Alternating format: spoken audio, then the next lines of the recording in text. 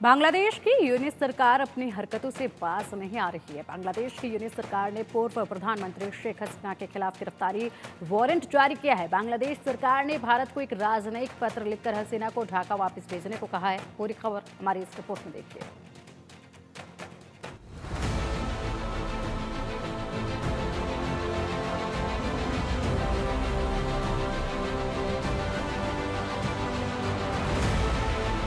शेख हसीना का प्रत्यार्पण, बांग्लादेश में फांसी का शोर। बांग्लादेश मांगे शेख हसीना, मकसद कातिलाना।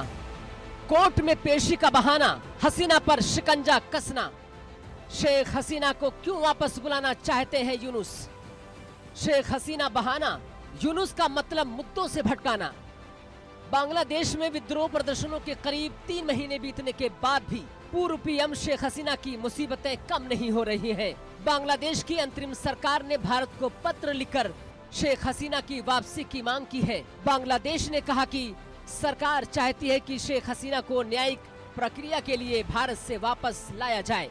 ऐसा पहली बार नहीं जब बांग्लादेश की तरफ से शेख हसीना की वापसी की मांग उठी है। हालांकि ये पहली बार है जब बांग्लादेश की तरफ से औपचारिक रूप से पत्र लिखकर प्रत्यार्पण की मांग की गई है। बांग्लादेश की अंतरिम सरकार ने भारत से शेख हसीना को ढाका वापस भेजने की मांग की है। बांग्लादेश की अंतरिम सरकार में विदेश मंत्री तौहीद हुसैन ने कहा, हमने भारत सरकार को एक राजनयिक संदेश भेजा है जिसमें कहा गया है कि बांग्लादेश में न्यायिक प्रक्रिया के लिए उन्हें वापस ढाका भेजा जाए। बांग्लादेश में अब कट्टरपंथियों की सरकार चल रही है और उनके ही रोल मॉडल वहां राज कर रहे हैं। बांग्लादेश की कट्टरपंथी सरकार अब शेख हसीना के पीछे पड़ गई है। तो ऐसे में सवाल उठ रहा है कि क्या अब बांग्लादेश में शेख हसीना के साथ भी सद्दाम हुसैन जैसा सलूक होगा? क्या सद्दाम हुसैन की तरह शेख हसीना को भी मौत की सजा सुनाई जाएगी? वैसे जिस हिसाब से बांग्लादेश भारत से शेख हसीना के प्रत्यार्पण की मांग कर रहा है, ऐसे में सवाल उठता है कि क्या भारत शेख हसीना को वापस बांग्लादेश भेजने के लिए मजबूर होगा? भारत और बांग्लादेश के बीच प्रत्यार्पण संधि क्या है, ये भी जान लीजिए। भारत और बांग्लादेश के बीच 2013 से प्रत्यार्पण संधि है। इस संधि के तहत दोनों देश एक दूसरे के अपराधियों को शरण नहीं दे सकते और उन्हें ऐसे अपराधियों को वापस सौंपना पड़ता है। भारत बांग्लादेश के बीच हुई प्रत्यार्पण संधि के मुताबिक अगर किसी व्यक्ति को किए गए अपराध के मामले में कम से कम 1 साल की सजा हुई हो तो उसे प्रत्यार्पित किया जाएगा। संधि के अनुच्छेद 10(3) के तहत प्रत्यार्पण की मांग करने वाले देश को दूसरे देश के सामने अरेस्ट वारंट पेश करना होता है। इसके लिए आरोपों का साबित होना नहीं होता है।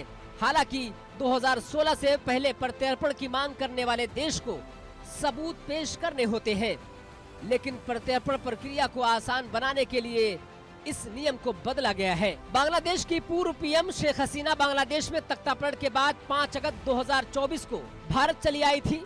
तब से वो भारत में रह रही है। वहीं बांग्लादेश में बात की जाए तो हालात फिलहाल काबू में नहीं है। बांग्लादेश में मोहम्मद यूनुस की अगुवाई में अंतरिम सरकार देश की बागडोर संभाल रही है। अपनी हरकतों से यूनुस सरकार बाज नहीं आ रही है। एक तरफ जहां बांग्लादेश में हिंदुओं पर अत्याचार जारी है, तो वहीं शेख हसीना से डरी हुई यूनुस सरकार शेख हसीना के खिलाफ साजिश रचकर उन्हें बांग्लादेश वापस लाने की तैयारी में जुटी है। Bureau report, India news.